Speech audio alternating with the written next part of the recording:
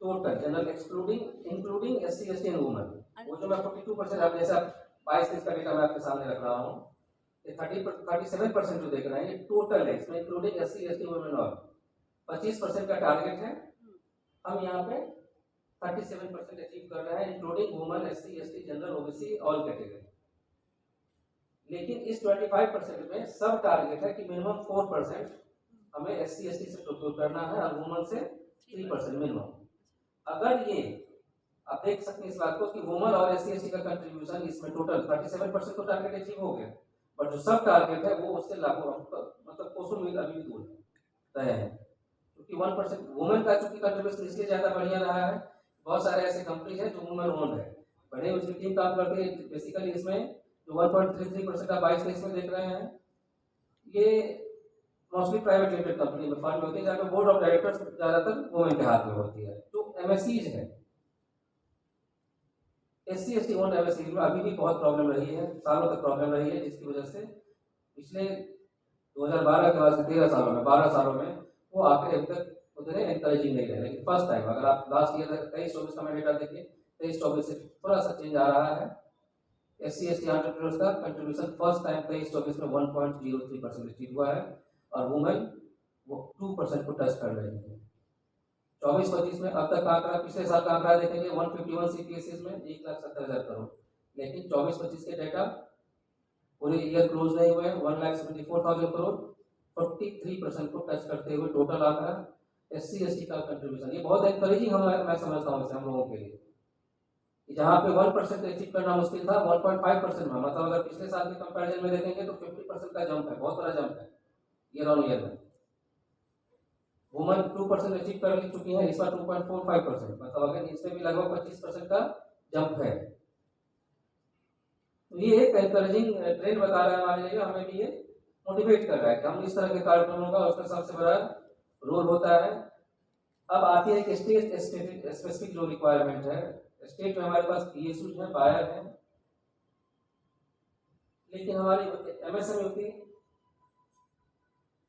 सशक्त नहीं है, उतने कॉम्पिटेंट नहीं हो पा रहे हैं, जिसकी वजह से हम लोग एक अच्छा वेंडर बेस अपने स्टेट में तैयार नहीं करवा पा रहे हैं। क्योंकि यह पॉलिसी सिर्फ सेंट्रल गवर्नमेंट की डिपार्टमेंट, मिनिस्ट्रीज, पीएसयू पे एप्लीकेबल है, इसमें राज्य सरकार पूरी तरह से, राज्य सरकार के स्टेट के अपने जिनके अधिकारी द्वारा सुना है तो उन्होंने किसी क्लॉज को इसमें फिर से इम्प्लीमेंट किया है। ठीक है, सेंट्रल गवर्नमेंट का भी आप देखेंगे एनटीपीसी के कई पावर प्लांट्स यहाँ पे, बट उनकी शिकायत है कि हमारे बिहार से वेंडर नहीं मिल रहे हैं, वेंडर बेस यहाँ पे बहुत कम है। इंडियन ऑयल के अधिकारी बैठे हुए हैं, वो भी अपने प्रेजेंटेशन में आपको दिखाएंगे।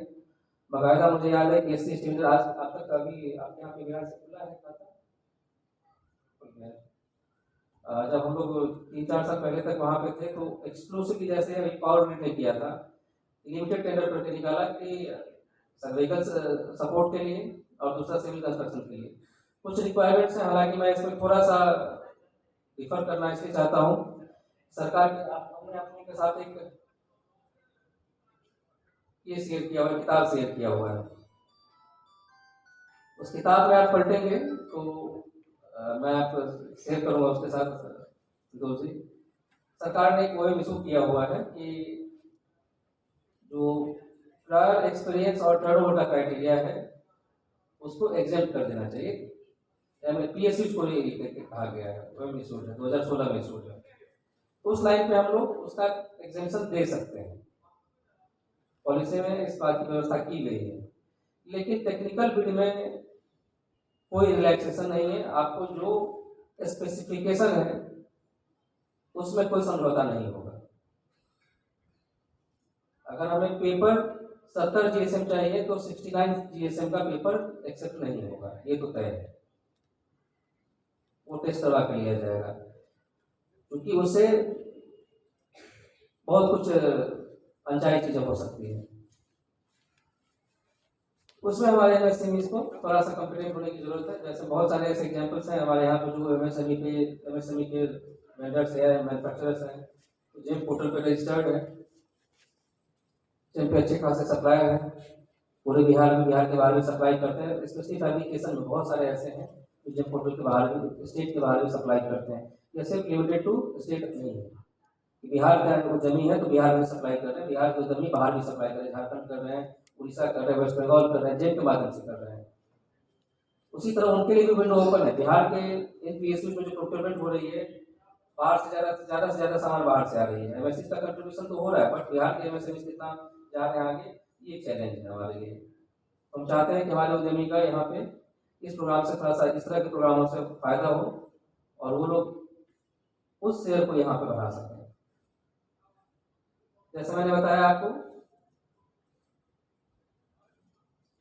15% की इसमें प्राइस प्रेफरेंस इसलिए है, L1 प्लस 15% में आप हो सकता है कि अपना मार्जिन, आपका कॉस्ट ऑफ प्रोडक्शन ज़्यादा हो तो आप मार्जिन अपना अलग करके कुछ कोट कर दें, लेकिन L1 प्लस 15% के रेंज में है और आप L1 पे सप्लाई कर सकते हैं, अपनी मार्जिन आप कुछ कंप्रोमाइज़ करके चाहे तो आप सप्लाई पूरा कर सकते हैं। ये भी एक डायरेक्शन है कि पीएसयू चाहे तो आपको 100% दे सकता है अगर आप L1 पे सप्लाई करने को एग्री करते हैं तो, अदरवाइज 25% के लिए तो पूरी गारंटी है।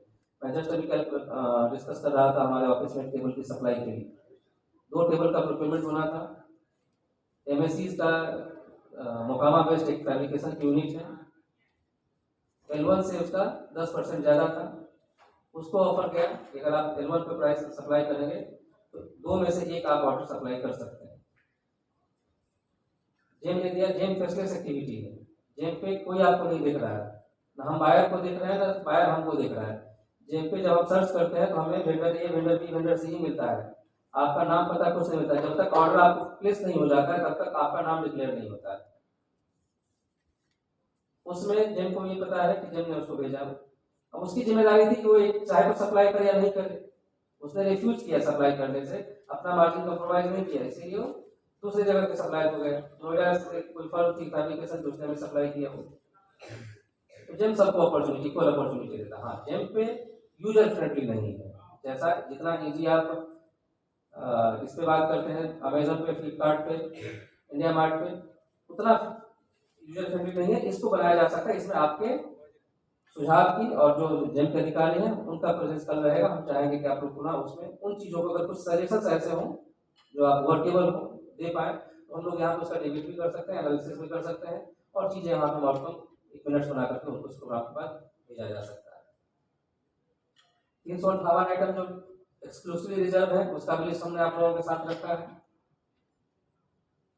एक हमारी स्कीम है प्रोक्योरमेंट मार्केटिंग सपोर्ट में कि जो डोमेस्टिक ट्रेड फेयर्स होते हैं, अभी आप लोग यहाँ देखते होंगे गांधी मैदान में, और बिहार महिला उद्योग संघ का, बिहार इंडस्ट्री एसोसिएशन का, कलकत्ता से भारत चैम्बर ऑफ कॉमर्स है, बंगाल चैम्बर ऑफ कॉमर्स है, ये लोग लगातार मेले लगा रहे हैं, हमारे मंत्रालय से उसे अप्रूवल करवा रहे हैं और वहाँ पे 60 स्टॉल्स का स्पॉन्सरशिप हम लोग करते हैं।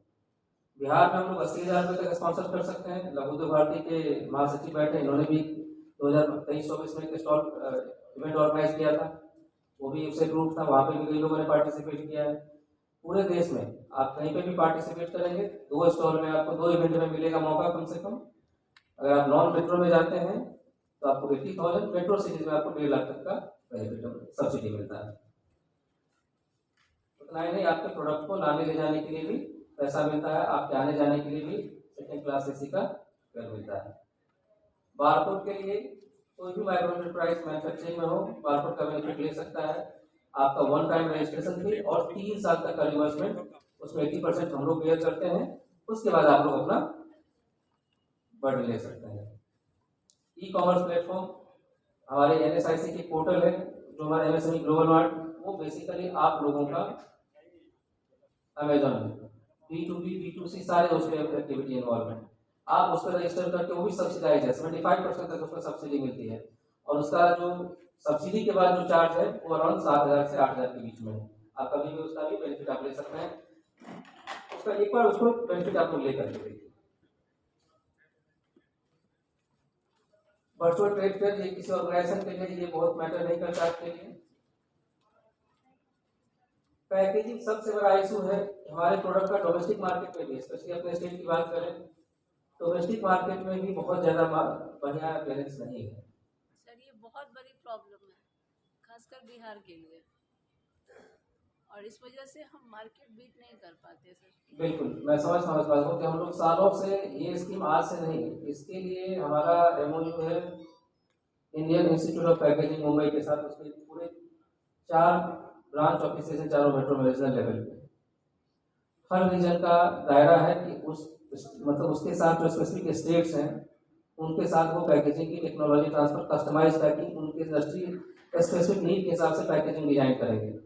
वो फ्री में नहीं करेंगे, वो पैसे लेते हैं। सर एक ट्रेनिंग अगर आप करवा सके मैं वही बता रहा हूँ, ये एक आदमी की आपकी रिक्वायरमेंट है। इंडस्ट्री या डिपार्टमेंट एक आदमी को एड्रेस नीड को एड्रेस नहीं करता है, वो पूरे होल मास को नीड मास की नीड को एड्रेस करता है। लोगों की है, मैं ये कहना मैं बता रहा हूँ, उसको सुन लीजिए, जी। उसके बाद आपका जवाब मिल जाएगा, उसी में है include है। सालों साल मिनिस्ट्री 3 दिन का वर्कशॉप आप लोगों के लिए फ्री ऑफ कॉस्ट करवाती रही है। IIT कलकत्ता से ऑफिसर्स आते रहे हैं, ट्रेन करते रहे हैं, उनके ऑफिसर को डिप्यूट किया जाता रहा है कि आप जाइए यहाँ पे लोगों को उनके स्पेसिफिक नीड को देख करके सजेस्ट करिए।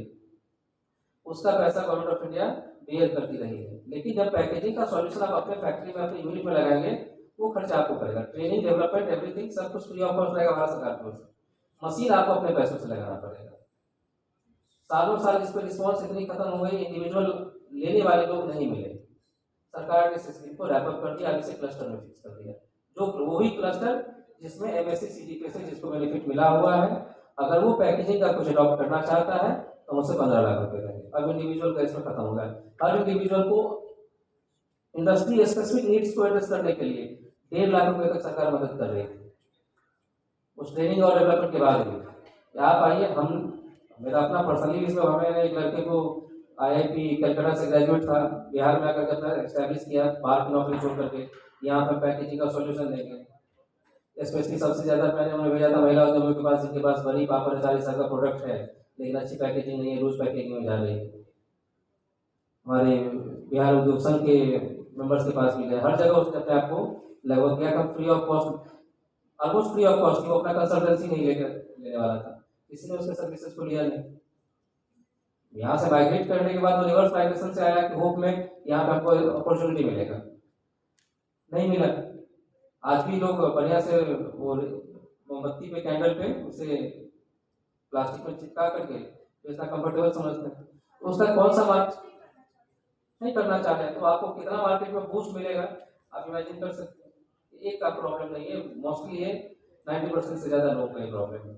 पैकेजिंग हमारा कभी फोटे या कभी फोकस हमारे MSME का नहीं रहा है, जिसकी वजह से कहीं ना कहीं हमारे इस फ्रंट के डेवलपमेंट में पिछले फ्रंट का रहा है। अब हम लोग इसमें 15 लाख रुपए सिर्फ क्लस्टर वाले में दे सकते हैं, इंडिविजुअल को हम लोग एज ऑफ नाउ आज के दिन में सपोर्ट नहीं है। क्लस्टर का मिनिमम क्राइटेरिया कुछ क्या है, कुछ बता सकते हैं? क्लस्टर जो मैंने बताया वो स्कीम हम लोग डिस्कस कर चुके हैं। क्लस्टर जिसमें इम्प्लीमेंट हो चुका है वहीं पे जा सकता है। नया कोई क्लस्टर आप आइडेंटिफाई करेंगे इसमें पैकेजिंग का दे दीजिए सॉल्यूशन, नहीं उसमें नहीं है। रिटेल आउटलेट है कि कोई ट्रेड बॉडी GI प्रोडक्ट, जिस प्रोडक्ट को GI मिल गया है उसका अगर कोई आउटलेट खोलना चाह रही है तो उसके लिए हम लोग 50% उनका भी कॉस्ट बेयर करते हैं। मेट्रो सिटीज में 30 लाख तक का प्रोजेक्ट हो सकता है, नॉन मेट्रो में 20 लाख तक का होगा, उसमें 50% कॉस्ट हम लोग बेयर करेंगे।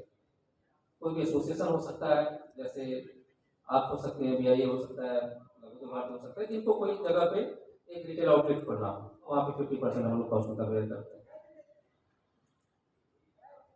वेंडर विकास कार्यक्रम, ये प्रोग्राम आज का है, इसी एड्रेस को, इसी चैलेंज को एड्रेस करता है कि एक प्लेटफॉर्म पे आप लोग आए, इश्यूज के साथ बैठे, आपकी क्या स्ट्रेंथ है उन्हें बताएं, उनकी क्या रिक्वायरमेंट है उनको देखें, उनके साथ कैसे आप बढ़ा सकते हैं बिजनेस को देखें। बट अनफॉर्चुनेटली लंच के बाद वो भी PSU बड़े भी फाइनली आए हुए हैं।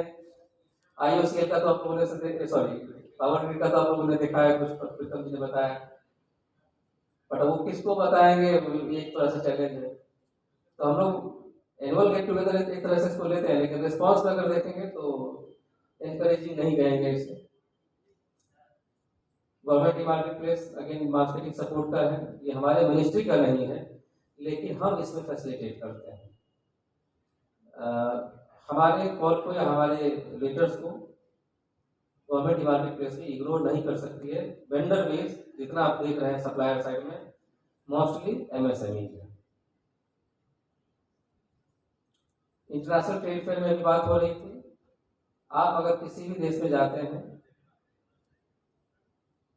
तो कम से कम 10 की संख्या आपका होना चाहिए, एक एसोसिएशन का बैनर होना चाहिए, कोई गवर्नमेंट डिपार्टमेंट एजेंसी का बैनर होना चाहिए। उनके अम्ब्रेला में 10 लोग अगर मिल करके जाते हैं, हर साल मार्च में उसका विंडो ओपन होता है कि उस अगले वित्त वर्ष में कौन कौन से ट्रेड फेयर आप चुन सकते हैं।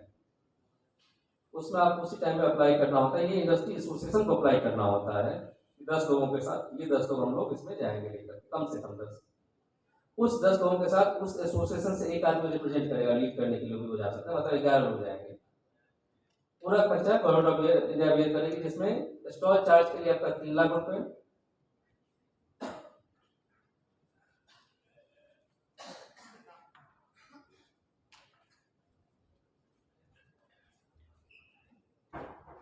वहां आने जाने के लिए इकोनॉमी क्लास का एयर फेयर 1.5 लाख रुपए, आपके सामान को वहां जो एग्जीबिशन के लिए ले जा रहे हैं वहां पे उसको सामान को ले जाने के लिए एक लोगों के लिए 50,000 रुपए, अगर लैटिन अमेरिका में है तो 75,000 रुपए, वहां पे ब्रांडिंग के लिए पब्लिसिटी के लिए अगर 14 या उससे कम लोग हैं तो 2.5 लाख रुपए, उससे ज्यादा है तो फिर 5 लाख रुपए, टीम हो सकता है 12 हो सकता है, वहां पे 5 लाख रुपए, और जो उसके लिए रजिस्ट्रेशन किया जाता है 5,000 रुपये उसका चार्ज है, उसका भी एग्जम्पशन हो जाता है।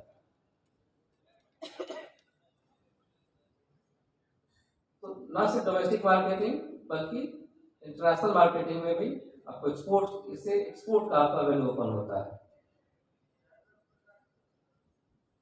इंक्यूबेशन की स्कीम हमारी एक है, जो आइडियाज को हम लोग फंडिंग सपोर्ट प्रोवाइड करते हैं। बिजनेस आइडियाज अगर आपके हैं